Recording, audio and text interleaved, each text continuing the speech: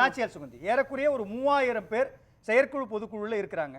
ஒரு எதிர்ப்பு குரல் கூட இபிஎஸ் அவர்கள் மேல வரல அப்படின்னும் பொழுது தொடர்ச்சியாக இபிஎஸ் மேல இவர் துரோகி, தன்னை வளர்த்து விட்டவங்களுக்கு துரோகம் பண்ணிட்டாங்க, கட்சியை தவறா வழிநடத்துறாங்க, அதிமுக விழுந்ததுக்கு காரணம் இந்த இவர் தான் அப்படின்ற ஒற்றை பார்வையோடு அணுகக்கூடிய பின்னணி ஏன்? ஒரு விஷயத்தை இன்னைக்கு பொதுக்குழுவுக்கு போயிட்டு வந்த அந்த உற்சாகத்தில் நான் இருக்கின்றேன்.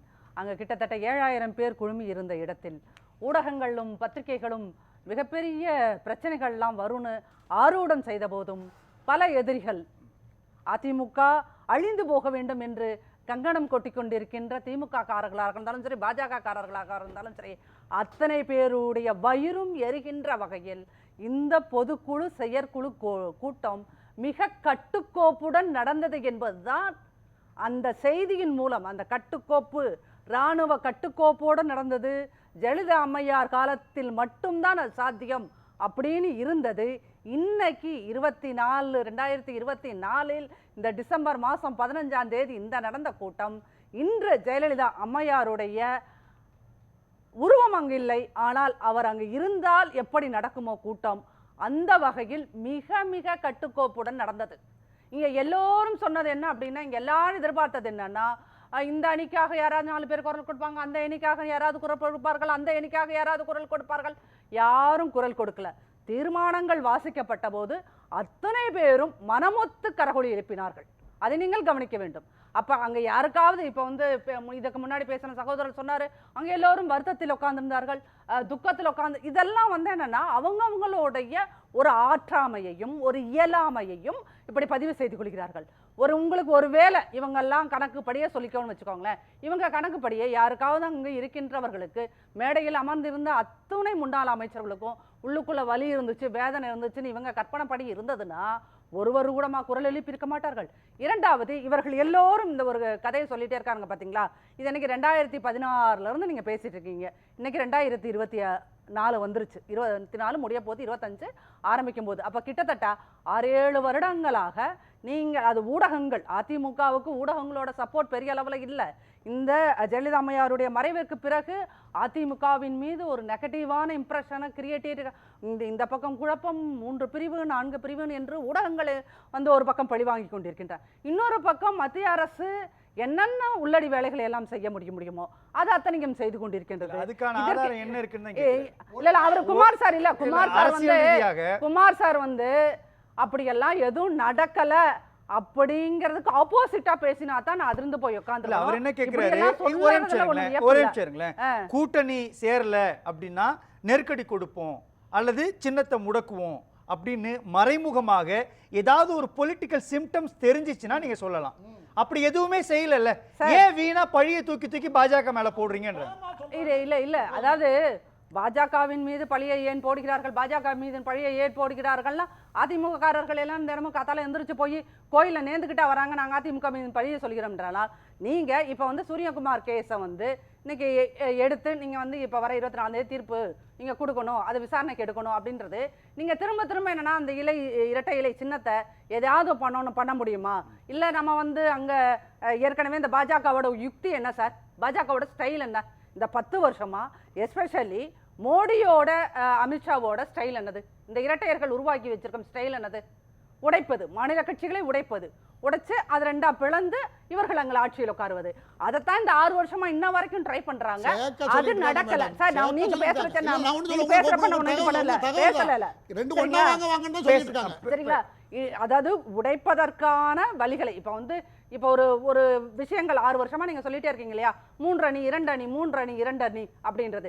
இப்ப நீங்க ஒரு கன்ஸ்ட்ரக்டிவ் பாலிடிக்ஸ் அப்படின்னு பாத்தீங்கன்னா, நீங்க அது பிரிந்து போனவர்கள் யாரா இருந்தாலும் சரி, அது யாரா இருந்தாலும் அவங்க என்ன நினைக்கணும், நாம் இந்த கட்சியால் வளர்ந்தவர்கள், இந்த கட்சிக்கு நாம் செய்ததை விட இந்த கட்சி நமக்கு செய்தது நிறைய அப்படிங்கிற இடத்தில் நாம இந்த கட்சியை கட்டி காப்பாற்ற வேண்டும் என்று நினைப்பவர்கள் தான் உண்மையான. அதுலதான் என்ன கேக்குறாங்க, கட்சியால் நான் வளர்ந்தேன், இபிஎஸ் ஆல் நான் வளரல, அப்ப என்னையே விளக்குனீங்கன்னு கேக்குறாங்க சார். அதாவது ஒரு கட்சியை கன்ஸ்ட்ரக்டிவா கொண்டு போகணும்னு ஒருத்தர் ட்ரை பண்ணிட்டு இருக்கும்போது, இல்ல நம்மளை யாரு சாய்க்கணும்னு நினைச்சிட்டு இருக்காங்களோ அந்த கத்தியை கையில் பிடிச்சிட்டு இருக்கவங்களோட சேர்ந்து சார் என் கழுத்து இங்கே இருக்குது வெட்டிக்கோங்கன்னு காமிக்கிறது தான் நீங்கள் தலைமை பண்பு அப்படின்னு சொல்லுவீங்களா? எனக்கு எதிரி இந்த பக்கத்துலேருந்து ஒருத்தவங்க வராங்க, இந்த பக்கத்துலேருந்து வராங்க, சென்டரில் நான் 2 கத்திலையும் மோதாமல் நேராக டைரெக்டாக போய் என்னை தற்காத்துக்கணும். நான் தற்காத்து கொள்வதை விட இந்த ஆலமரமாக இருக்கின்ற என்னை நம்பி இருக்கின்ற முன்னாடி இருக்கின்ற 2.5 கோடி தொண்டர்களையும் நான் இழுத்து சென்று நான் பத்திரமாக வைத்துக் கொள்ள வேண்டும் என்று நினைப்பது தலைமை பண்பா? நீங்கள் எதை தனி இப்போ இந்த கத்தியை கழுத்துல வச்சிருக்கிறதுன்றது எப்போ தெரிஞ்சது சார்? கழுத்துல அது ஜெயலலிதா அம்மையார் மறைவுக்கு உடனேயே அது தெரிந்த விஷயம் தான். நீங்க ரொம்ப சரியா சொல்றீங்க. எப்பொழுது வெங்கையா நாயுடு அந்த நினைவிடத்துல வந்து அமர்ந்தாரோ அப்பவே சொல்லிட்டாங்க பாஜக அதிமுகவை சுவீகரிக்க முயற்சி பண்ணுது அப்படின்றாங்க. 2016 டிசம்பர் மாதம் 5ஆம் தேதியிலிருந்து இந்த சிம்டம்ஸ் நடக்கிறப்போ எப்படி எந்த புள்ளியில அதிமுகவும் பாஜகவும் ஒரு இடத்துல நின்னுங்க? அப்போ ஒரு பக்கம் சசிகலாவை எப்படி பழி வாங்குனீங்களோ, ஓபிஎஸ் எப்படி பழி வாங்குனீங்களோ, அப்படித்தான் பாஜகவையும் பழி வாங்கி இருக்கிறாரு இபிஎஸ்ன்ற புள்ளி தானே பேசப்படுது சார். அதாவது பாஜகவை பழி வாங்க முடியும் அப்படின்னு நீங்க வந்து பக்கத்தில் இருக்கிற மகாராஷ்டிரா மாநிலத்தை மட்டும் உதாரணத்துக்கு எடுத்துக்கோங்க. இல்லை இப்போ சமீபத்தில் பாதிக்கப்பட்ட ஜேஎம்எம் கட்சியை நீங்கள் எடுத்துக்கோங்க, ஜார்க்கண்டை. இவங்கள்ட்ட எல்லாம் போய் கேட்டு பாருங்க. நீங்கள் ஒரு பத்திரிகையாளராக இந்த 10 ஆண்டு மோடி அமித்ஷா கேமை உற்று நோக்குகிறவராக குறுக்கெடுக்க மாட்டேங்கணும். அவர் என்ன சொல்றாரு, நீங்க பொலிட்டிக்கலா நீங்க பார்க்க போகுது, ஆட்சியை கிடைக்கிறதுக்கு சசிகலா உதவி செய்தார்.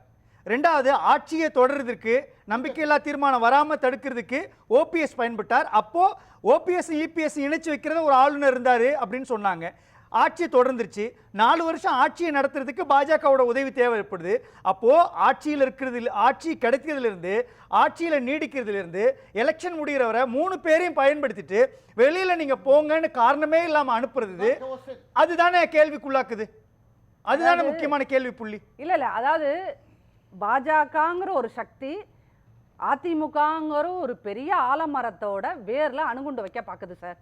அப்ப அணுகுண்டு வைக்க பார்க்கும்போது நான் உறவாடித்தான் கெடுக்க முடியும். உறவாடி கெடுக்கிறதுங்கிறத விட அந்த அணுகுண்டு வைக்காம இருக்கிறதுக்கு நான் எதிர்த்தாப்புல கொண்டு போய் ஒரு பெரிய அணுகுண்டை வைக்கிறதுக்கு அளவுக்கு ஒரு மாநில அதுக்கு தான் எம் குமார் என்ன சொல்றாரு, நீங்க உறவாடி கெடுக்கிறதுன்னு சொல்றீங்க, அவர் என்ன சொல்றாரு நம்பிக்கை துரோகம்ன்றாரு. இல்ல அது அவருக்கு தெரிந்த வார்த்தைகள். ஏன்னா அவங்க வந்து என்ன நினைக்கிறாங்கன்னா அதிமுக நம்மளோட இருக்கணும் அப்படிங்கறத விட பாஜக தான் இங்க வரணும் அப்படிங்கறதுல குமார் சார் மாதிரியான வலதுசாரிகளுக்குடைய ஆசை. ஆனால் நீங்கள் ஒரு விஷயத்தை தமிழ்நாட்டில் புரிந்து கொள்ள வேண்டும். ஒவ்வொரு தன்மான மிக்க தமிழனும் 18% நீங்க வாங்கிருங்க. ஆனால் ஒவ்வொரு தன்மான மிக்க தமிழனும் அந்த 18% போச்சுன்னா மீது எத்தனை?